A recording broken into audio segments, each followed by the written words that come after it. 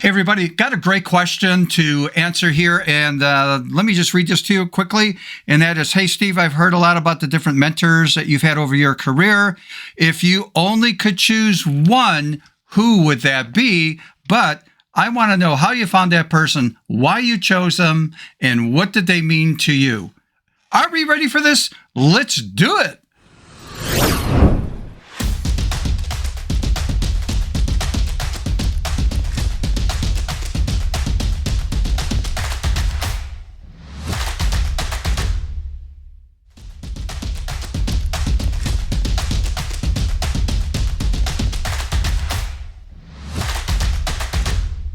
Hey everybody, welcome back to my channel. If you're new to the channel, this is dedicated to photography and as a photo artist, pushing ourselves to think creatively out of the box. All right, with that out of the way, let's get into today's question. That is, hey Steve, if you could only choose one mentor, what would it be? And that was not that difficult a one. I was going through a lot of things that I've covered in the past for myself personally. And so let's take a look at my slide presentation right here. And we're going to take a look at that person and some of their work. Also, just a little tip, we're also going to hear from him for about, I exposed that, it's a him, for about 20, 30 seconds, something like that. Anyhow, selecting a photographer as a mentor. So here's what I want to talk about, because what's important to me doesn't mean it's right for you, but I want to share with you the process I go through to find mentors based on certain topics. Now, you've heard that, I've had some for lighting, wedding photography, boudoir photography, children photography, the list goes on and on and on. That, I have a list of about 15 mentors that mean a lot to me, but I didn't, I did that over a 19-year period. This is nothing where it's like, hey, this was all jammed in 2-3 years. I have that many. So let's go into the program here and let's talk about, how do we find these people? And so again, the key thing is in making a selection of a mentor is, well, number one, how do I find that? Well, probably the easiest thing is just go do some research on the internet, right? Let's say you're a landscape photographer. So go do a search for landscape photographer. The problem with that is, well, a lot of them will show up. And then how do you know that, you like their work? Do they offer any training at all and, in the future or whatever it is? In other words, we're looking for maybe the cream of the crop, people that have great experience. And so I'm going to share with you what I did to find a mentor based on my needs again. But I was told on this one, I could only choose one out of all. Who's my favorite? Why did I choose that person? So we'll talk about that and the process I went through. And then what have they really done, contributed to my career? And so those are big factors to think about. And again, no brainer on who is going to be number one, and not to discount other people, but again, I want you to watch the process, because this person that's important to me may not be important to you, but it's what I went through. It's a process of finding that person. So let's jump into this. Okay, number one mentor choice, and that is a good friend of mine now over the years, and that I met back in 2016, but I've been following him a couple of years before that, knew of him, and that is Joel Grimes. He has had the biggest impact overall in my photography career, everything from lighting to shooting and how light works to just type of lens size, lighting strategies, compositing, business strategies.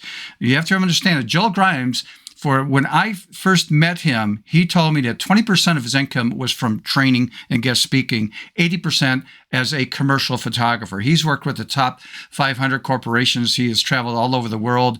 This was his full-time business for years. I think he's like well over 30 years into photography, but he's retired now. He's in his 60s, but he does personal projects and a lot of workshops and training. So that's where his income is now at. But before, for a good 25 years or so, 100% full-time as a commercial photographer. Then, as his work was getting recognized, and we'll show you some of that work in a few minutes, he was being asked to speak at conferences and getting paid to do that.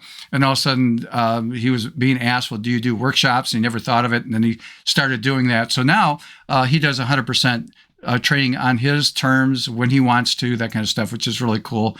The guy has just had a great career. All right, let's take a look at, okay, that's fine, but how did I find Joel Grimes and stuff? Well, it basically came from, the old days when the internet was not exploding and YouTube was not even a big thing at all. In fact, nobody's even heard of YouTube back in the early 2000s and stuff. But there was something called magazines, magazine covers and photography magazines and stuff. And there was, I forgot what magazine, but there was a write-up about Joel Grimes and his work.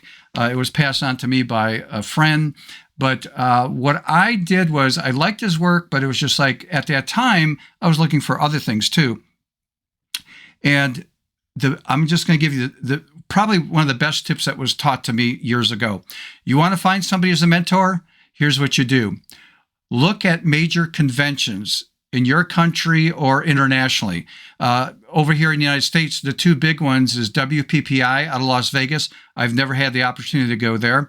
And then ImageReady, or not ImageReady, I'm sorry, that used to be an old program by Adobe that they dropped decades ago, but Image USA is another one. And I've been to two of those over the years.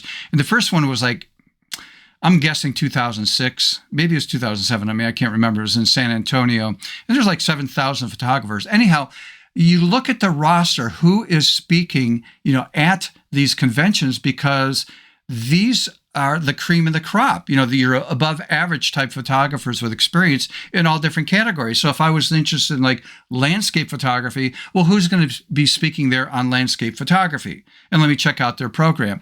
And always check out the photographer's website, because when they show the speakers who are going to be at these major conventions, and again, you have them in Europe and in Asia, I'm sure you have some major things down in Australia, New Zealand area, but go to the websites and look at who the speakers are and see what they specialize in and check them out. And this is how you will find people. I mean, this is how I found other people that were on the roster of these different conventions and stuff. Okay, the next thing is, do they offer any training? Well, Joel Grimes, he had a website up, and this is before these e-commerce stuff and things. And I had bought a couple training videos. They were not that expensive, but it really helped me out. So I bought those materials, and then some other company saw him and really pushed to him later in life to create some training that they market. And by the way, I'm not here to promote his training, whatever.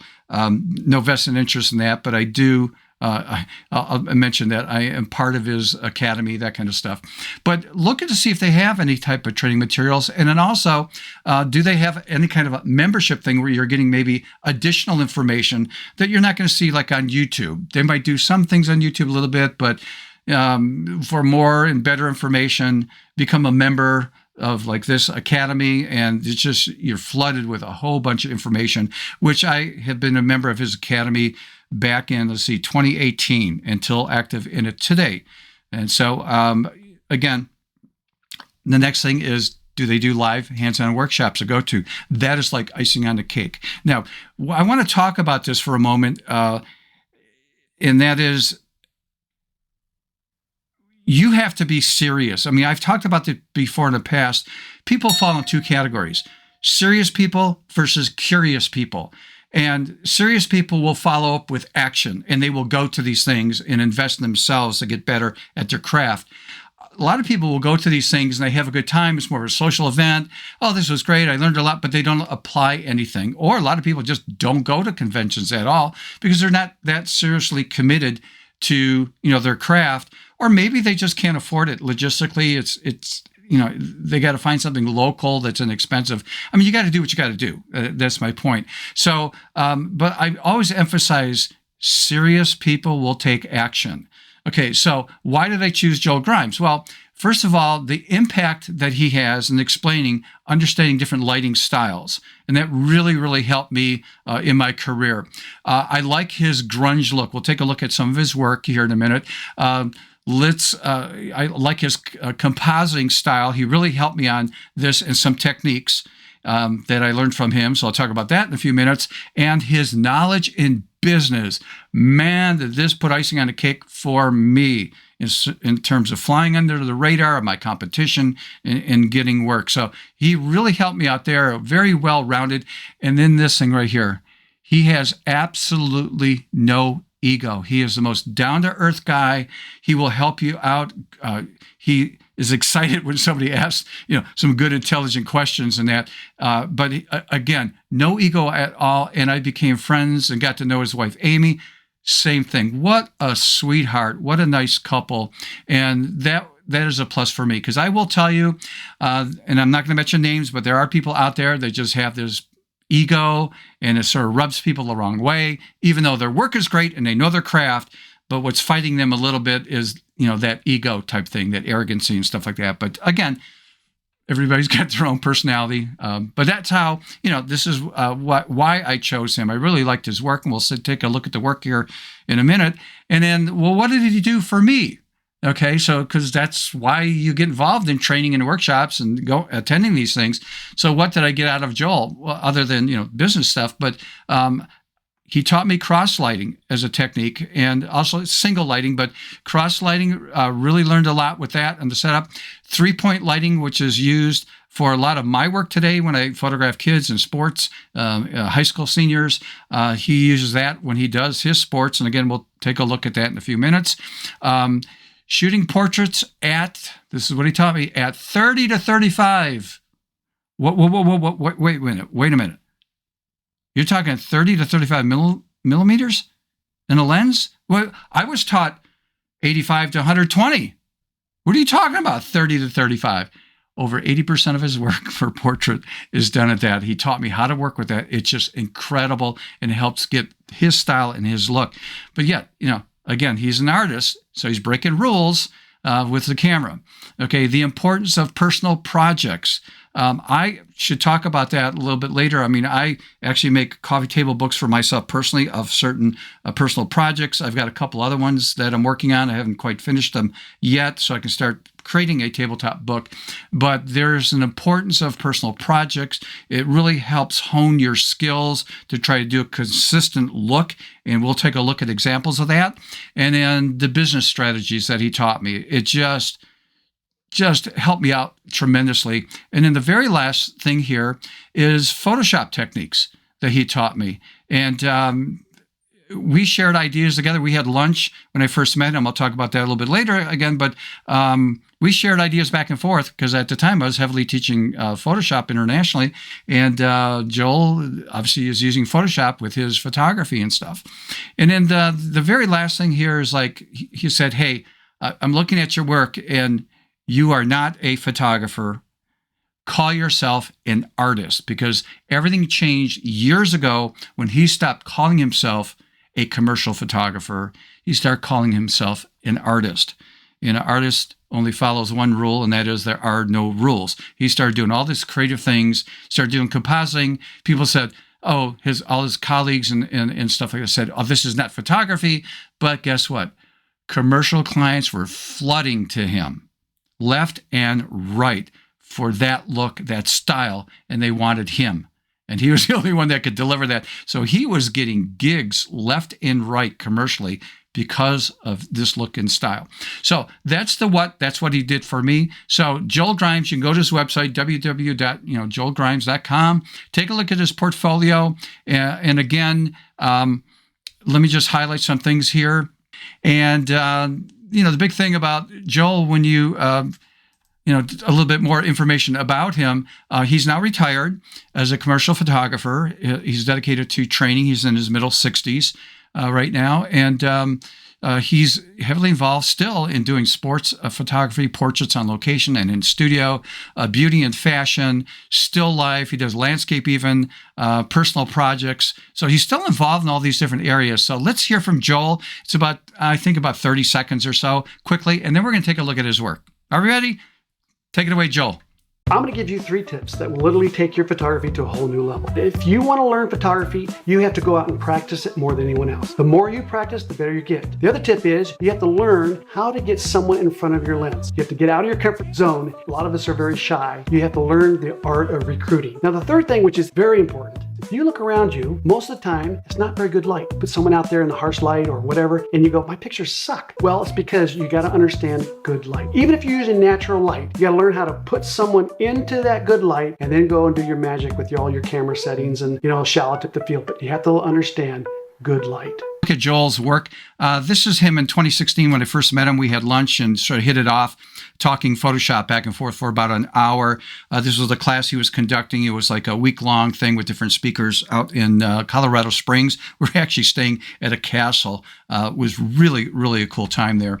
But anyhow, let's take a look at some other things here and get into his work. So the next thing is, this is when I met him.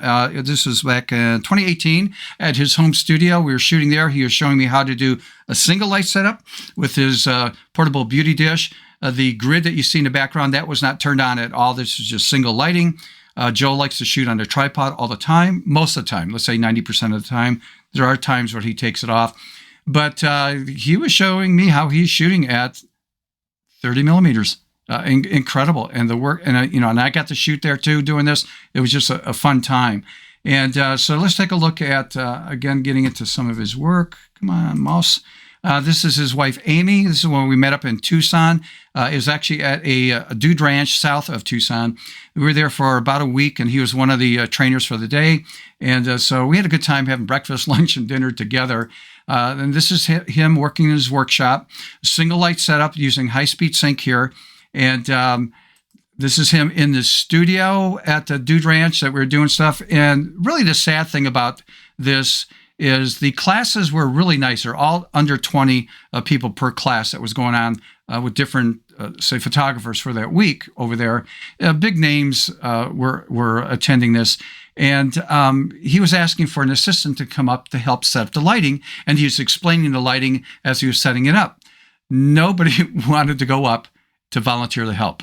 And so I felt, because I've worked with him before at his home studio for 2 days, and it's like, I just stood up and put up my hand and said, hey, if nobody wants to go up, Joel, I'll be glad to help you. So come on up. So I was up there doing it, and it just, like, again, nobody wanted to do it, which is really, I don't know why. Maybe, they're just scared. But anyhow, when it came to shooting, same thing. Nobody wanted to come up to shoot. So I jumped up in there and shot a good dozen images of his nickname was Cowboy Joe. But this was outdoors. This is my shot using high-speed sync. This is my style and my look at that time when I was there. I just loved the look of this guy. But in Joel's class, this is the image I took. And that was selected. Canon was one of the major sponsors there. They had their big printer there. And we were supposed to submit one of our favorite images from that week. And mine was chosen, I think I forgot how many, like 6 or 5 people. And I got a big 17 by 22 print of that. I had it framed here, displayed in my house.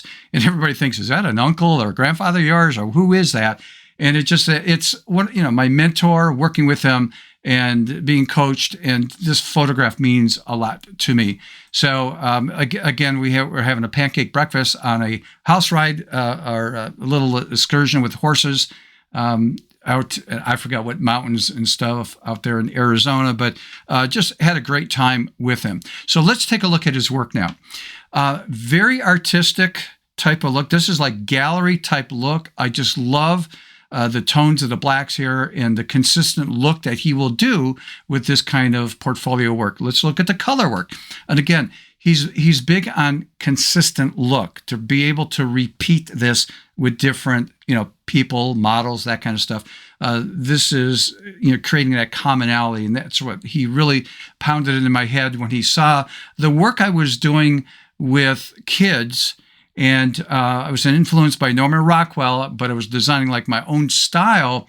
And he told me, he says, man, you need to go out and you got to do at least a couple hundred of these. Your eyes and things will fine tune by forcing yourself to do this. You will fine tune what you're doing, and it'll be like automatic. You can replicate that look with different client work all the time, but it takes a lot of get out there and work. Didn't he say that in the little video that we just looked at? So, yeah, here we go. So consistent. There we go again. Another look. I love this stuff. It's like gallery type look. This is like between fashion versus fine art. I mean, it makes you stop and look. Here's Troy Polamalu. Hope I said that right. Retired now, but a football player for the Steelers. Pittsburgh Steelers. And I forgot what this was for, but again, he used 3-point lighting on this in the studio, and that was one of the Joel's backgrounds, a tunnel that he had photographed years ago that he uses a lot with his sports figures. This was a very interesting personal project of his. He went away for a couple months in a van, driving around out west, meeting up with Harleys, trying to find where Harley drivers hang out, and he wanted to do a consistent, personal project of just shooting Harley people. And you can see the consistent look. Again, consistent. Notice that the colors here are very toned down. It just has that sort of style and look that he likes to do. But again, personal project, and he's just, I can't remember how many people he shot, but he said he was in some scary bars, but he goes, they were just great to work with and stuff. Again, fashion versus fine art. This is like incredible work. I just love this stuff. This gentleman here, Greg, this is one of Joel's favorite images that he had blown up and framed really nice over his fireplace. He was very proud of that, and very interesting the way that this was shot. I got to watch how this was done. Incredible work, incredible creativity. And now we start getting into like fine artwork and still life type stuff. I mean, this is just, again, incredible work, well-rounded photographer. There we go, more still life type things. Interesting about this I forgot where this was shot at. He was shot in a studio, and he just had him hold, a worn tire or whatever. But he was driving somewhere, and it was sort of out in the country, and he found this place off the side of the road that had all these tires stacked up in this old grungy building. And so he pulled his tripod out and camera, and he took the picture of this, sort of a panoramic type style and look, and then added that to his background collections and stuff, and has used this background with this gentleman. So very, again, creative. It's a composite again. How about this one? This is Rudy Gay from years ago. He's a Memphis Grizzlies basketball team. You've all heard about, hey, you shouldn't cut their hand off or crop their feet off or whatever in a photograph. So what does Joel do? Crops the top half off, right? And it just makes you stop and stare and look at that and go, what the heck is going on? And again, one of his backgrounds. So that is the composite that was shot with 3-point lighting in a studio, composited into the background. And again, another one, it's one of his backgrounds that when he travels around, he likes to go out, he told me, early Sunday morning, finding places because you're not interrupted with a lot of people walking around at all when it's early Sunday. And he will get that camera out along with a tripod, do his photography, and add to his collection of backgrounds that he would use with client works and composite. Again, 3-point lighting on this young lady in a studio, composited in. So you can see that sort of grunge look that I really, really like. This is very artistic. This is purposely blown out. You can see the eyes, the lips, and that was a crazy tree in the background, really old tree. I forgot where that tree is located down south. I can't remember if it was in Louisiana or anyhow. But anyhow, very artistic, blown out, but that's the look.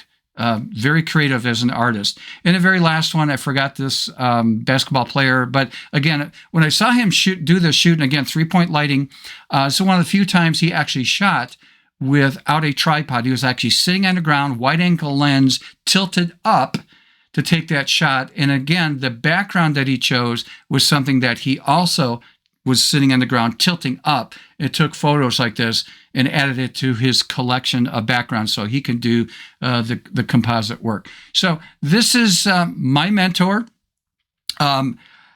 The big thing I just want to review with this, I'm going to end this a little bit differently here. I want you to get serious with this because this will help you up your photography on whatever genre, like if it's like wildlife photography, sports photography, landscape, whatever it is, still life. I want you to force yourself to find a mentor and get involved, take action with that mentor the best you can. Hopefully they have things that you could purchase for training. Hopefully they have a YouTube channel to help you out. Hopefully they do live workshops that you could attend. But you want to get into action and do the how the why you chose that person and what will they do for me to help me with my career in photography. Or if it's just a hobby, it's just to elevate myself.